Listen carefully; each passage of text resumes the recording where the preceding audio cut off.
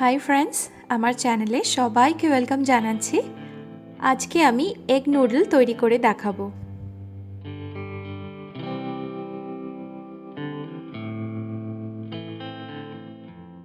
এর জন্য আমি নিয়েছি নুডলস। আমি দুজনের মতো বানাচ্ছি, তাই সেই অনুপাতে উপকরণগুলো বলছি। ডিটেলস কিন্তু নিচে ডেসক্রিপশন বক্সে দিয়ে দিয়েছি।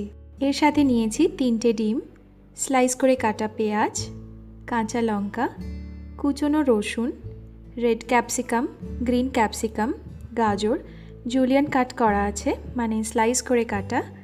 নিয়েছি বাঁধাকপি, অল্প স্প্রিং অনিয়ন আছে, আর এর সাথে লাগছে ভিনিগার, ডার্ক সয়া সস, তেল, গোলমরিচের গুঁড়ো, রেড চিলি সস আর গ্রিন চিলি সস। একটা জায়গায় আমি বেশ অনেকটা জল নিয়েছি। এর কোনো পরিমাণ নেই, তবে জলটা বেশি করেই নেবেন, তাহলে নুডলগুলো সেদ্ধ হওয়ার অনেক জায়গা পাবে। আগে জলটাকে ভালো করে বয়েল করে নিতে হবে। যখন এরকমভাবে বাবল এসে যাবে, আমি দিয়ে দিচ্ছি স্বাদ মতো নুন আর দিচ্ছি 2 টেবিল চামচ মতো সাদা তেল। যারা বাড়িতে নুডল তৈরি করেন তাদের অনেকেরই সমস্যা হচ্ছে নুডলটা রান্না করার পরে একটা আরেকটার গায়ে লেগে যায়, আর ঠিক সেই দোকানের মতো নুডলগুলো আলাদা আলাদা হয়ে থাকে না। তাই আজকে আমি দেখাচ্ছি কিভাবে নুডলটাকে আখের সঠিকভাবে সেদ্ধ করতে হবে। এবারে নুনটা মিশে গেলে আমি দিয়ে দিচ্ছি 250 গ্রাম মতো নুডল। এটা আপনি এগ নুডল, স্টিক নুডল যেটা খুশি ব্যবহার করতে পারেন।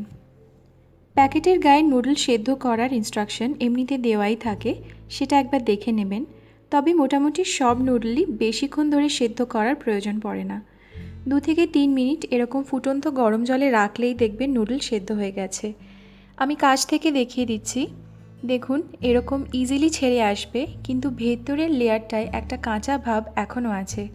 এরমভাবে সেদ্ধ করাকে বলে অল দেন্তে। এই শব্দটা আপনারা ইন্টারনেটে প্রচুরবার শুনে থাকবেন। আমার নুডলটা ঠিকমতো সেদ্ধ হয়ে গেছে। আমি এখন গ্যাসটাকে বন্ধ করে দিলাম, আর এবারে সঙ্গে সঙ্গে একটা ছাঁকনিতে গরম জলটা ছেঁকে নেব। কলের ঠান্ডা জল দিয়ে হালকা করে নুডলগুলোকে ধুয়ে নিতে হবে, যাতে ফার্দার সেদ্ধ হওয়া বন্ধ হয়ে যায়। নয়তো গরম জলের ভাপে নিচের দিকের নুডলগুলো সেদ্ধ হতেই থাকবে আর ঘেঁটে যাবে। ধোয়া হয়ে গেলে আমি আবার একটুখানি কাঁচা সাদা তেল ছড়িয়ে দিচ্ছি আর হালকা হাতে নুডলগুলোর গায়ে মাখিয়ে নিচ্ছি। এভাবে আপনার নুডলগুলো একটা আরেকটার গায়ে লেগে যাবে না। আর আপনি কিছুক্ষণ পরেও যদি চাউমিন বানাতে চান, তখনও নুডলগুলো আলাদা আলাদা হয়েই থাকবে। এবারে আমি চলে যাব নুডলটা রান্না করতে। একটা কড়াই বা ফ্রাইং প্যান যেটাতে চাউমিন বানাবেন, সেটাই নিয়ে নিতে হবে 1 টেবিল চামচ মতো সাদা তেল। আর তেলটা গরম হয়ে গেলে আমি স্বাদ মতো নুন আর গোলমরিচের গুঁড়ো দিয়ে ডিমগুলোকে ফেটিয়ে নিয়ে এই তেলে দিয়ে দেবো। আর ডিমের একটা ভুর্জি বানিয়ে নেব।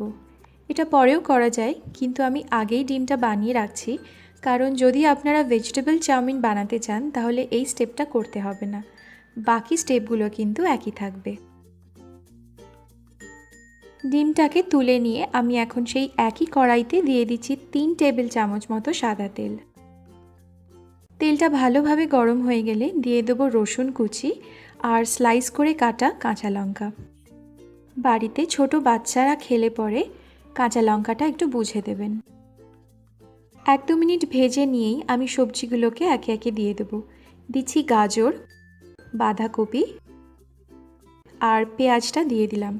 আপনি নিজের পছন্দ মতো সবজি ব্যবহার করতে পারেন, তবে যেসব সবজিগুলো সেদ্ধ হতে সময় বেশি লাগবে সেগুলোকে আগে রান্নায় দিয়ে 2-3 মিনিট ভেজে নিয়ে তারপরে বাকি সবজি দেবেন। গ্যাসটা কিন্তু এই সময় হাইতেই রাখবেন।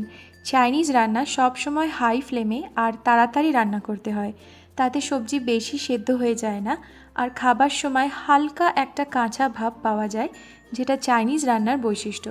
তো এগুলোকে 2-3 মিনিটের জন্য ভেজে নিয়ে আমি এখন দিয়ে দেবো রেড ক্যাপসিকাম আর গ্রিন ক্যাপসিকাম।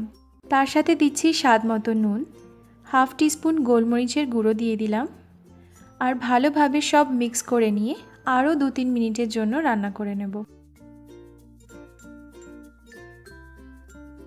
এবার আমি নুডলটা অ্যাড করে দেব, আর এর সাথেই দিয়ে দিচ্ছি 1 টেবিল চামচ ভিনিগার, 1 টেবিল চামচ রেড চিলি সস, 1 টেবিল চামচ গ্রিন চিলি সস আর 1 টিস্পুন ডার্ক সয়া সস।